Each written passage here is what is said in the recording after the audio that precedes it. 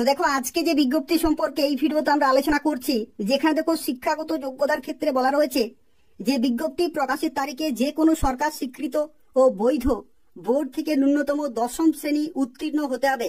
অর্থাৎ এখানে দেখো এখানে কিন্তু দশম শ্রেণী পাস কিন্তু বলা রয়েছে, তাহলে তোমরা এখানে অ্যাপ্লিকেশন করতে পারবে। এবং তার সাথে এখানে আরো একটি তথ্য বলে রাখি, তোমাদের অ্যাপ্লিকেশন করার লাস্ট ডেট এখানে যারা অ্যাপ্লিকেশন করবে তাদের ক্ষেত্রে 9 আগস্ট 2024 তারিখ পর্যন্ত তোমরা অ্যাপ্লিকেশন করতে পারবে।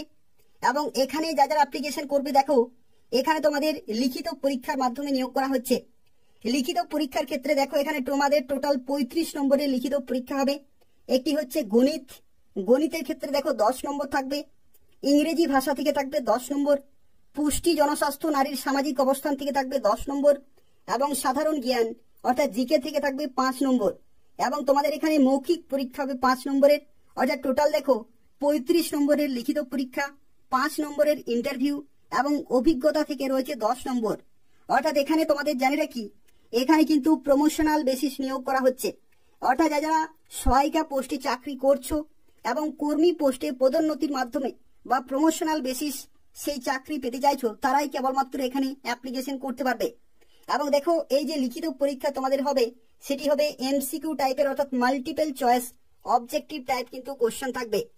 এবং দেখো এই যে বিজ্ঞপ্তি, এই বিজ্ঞপ্তিটি জারি হয়েছে পশ্চিম বর্ধমান জেলাতে।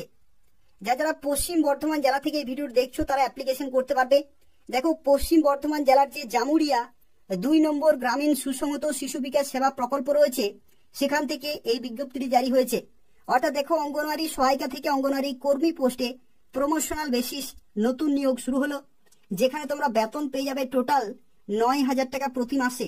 অর্থাৎ সাম্মানিক ভাতা রয়েছে 4,500 টাকা এবং অতিরিক্ত সাম্মানিক ভাতা রয়েছে 4,500, টোটাল 9,000 টাকা প্রতি মাসে তোমরা কিন্তু পেয়ে যাবে। এবং এখানে আরো একটি তথ্য জানিয়ে রাখি, যারা প্রথমবার চাকরি পেতে চাইছো, অর্থাৎ এটা হচ্ছে প্রমোশনাল বেসিস, কিন্তু যারা প্রথমবার চাকরি পেতে চাইছো তারাও খুব তাড়াতাড়ি অ্যাপ্লিকেশন করতে পারবে। এদের যে অফিসিয়াল ওয়েবসাইট রয়েছে সেই অফিসিয়াল ওয়েবসাইটে তোমরা আরো বিভিন্ন বিজ্ঞপ্তি পেয়ে যাবে অ্যাপ্লিকেশন করার জন্য। তো সেক্ষেত্রে এদের অফিসিয়াল ওয়েবসাইট তোমরা নিয়মিত চেক করতে থাকো, অথবা তোমরা এই চ্যানেলটি নিয়মিত ফলো করতে থাকো এবং সাবস্ক্রাইব করে রাখো। এই চ্যানেল থেকে আইসিডিএস সংক্রান্ত প্রত্যেকটি আপডেট পেয়ে যাবে। তো দেখো এই যে জামুরিয়া 2 নম্বর আইসিডিএস প্রজেক্টের তরফ থেকে বিজ্ঞপ্তি জারি হয়েছে, যেখানে টোটাল 17 জনকে নিয়োগ করা হচ্ছে। অসংরক্ষিত রয়েছে 12টি ভ্যাকেন্সি এবং তফসিলি জাতি রয়েছে টোটাল 5টি ভ্যাকেন্সি। এবং এখানে আরো একটি গুরুত্বপূর্ণ তথ্য তোমাদের জানিয়ে রাখি, পশ্চিম বর্ধমান জেলাতে আরো কিছু বিজ্ঞপ্তি জারি হবে, যে বিজ্ঞপ্তির ক্ষেত্রে তোমরা বিভিন্ন লোকেশন থেকে অ্যাপ্লিকেশন করতে পারবে। অর্থাৎ বর্তমানে দেখো জামুরিয়া 2 নম্বর আইসিডিএস প্রজেক্টের তরফ থেকে বিজ্ঞপ্তি জারি হলো এবং খুব শীঘ্রই পশ্চিম বর্ধমানের বাকি লোকেশনগুলি থেকেও কিন্তু অ্যাপ্লিকেশন শুরু হয়ে যাবে। তো সেক্ষেত্রে তোমাকে আর কিছুদিন কিন্তু অপেক্ষা করতে হবে এবং এদের অফিসিয়াল ওয়েবসাইট নিয়মিত ফলো করতে হবে।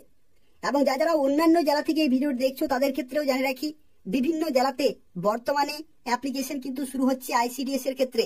অর্থাৎ আইসিডিএস কর্মী, আইসিডিএস সহায়িকা নিয়োগ কিন্তু শুরু হচ্ছে বিভিন্ন জেলাতে। তো সেক্ষেত্রে তোমরা কোন কোন জেলা থেকে এই ভিডিওটি দেখছো অবশ্যই কমেন্টে জানাবে, এবং সেই লোকেশনে যখনই আইসিডিএস নিয়োগ শুরু হবে আমি কিন্তু তোমাকে সঙ্গে সঙ্গে জানিয়ে দেব।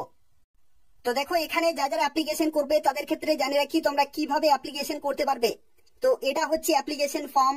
এই ফর্মটি তোমাকে খুব ভালোভাবে ফিল আপ করতে হবে, প্রত্যেকটি ডকুমেন্ট অ্যাটাচ করতে হবে এবং তোমাদের আইসিডিএস প্রজেক্টের যে নির্দিষ্ট কার্যালয় অফিস রয়েছে সেই অফিসে জমা দিয়ে আসতে হবে।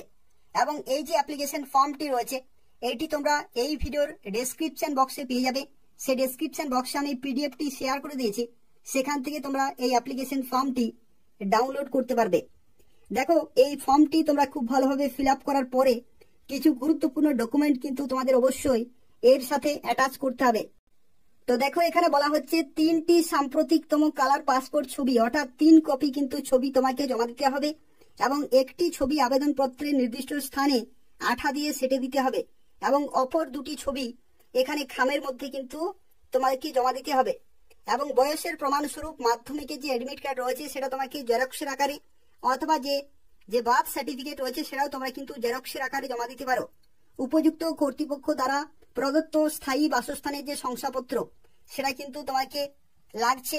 এবং তার সাথে দেখো এখানে ন্যূনতম 10ম শ্রেণীর যে শিক্ষাগত যোগ্যতার প্রমাণপত্র রয়েছে এবং তার সাথে জাতিগত যে শংসাপত্র রয়েছে এবং সহায়িকা পদে যোগদানের নিয়োগপত্র বা যোগদান পত্র কিন্তু তোমাদেরকে এখানে জমা দিতে হবে। তো এই সমস্ত গুরুত্বপূর্ণ ডকুমেন্টগুলো অবশ্যই তোমাকে কিন্তু সাবমিট করতে হবে এবং যে নির্দিষ্ট সময় রয়েছে এই নির্দিষ্ট সময়ের মধ্যেই কিন্তু সাবমিট করতে হবে। অর্থাৎ দেখো 9 আগস্ট 2024 এটা হচ্ছে নির্দিষ্ট ডেট। এই নির্দিষ্ট ডেটেই কিন্তু তোমাকে সাবমিট করতে হবে। সকাল 11টা থেকে বিকাল 3টা পর্যন্ত তোমরা সময় পাচ্ছ অ্যাপ্লিকেশন করার জন্য।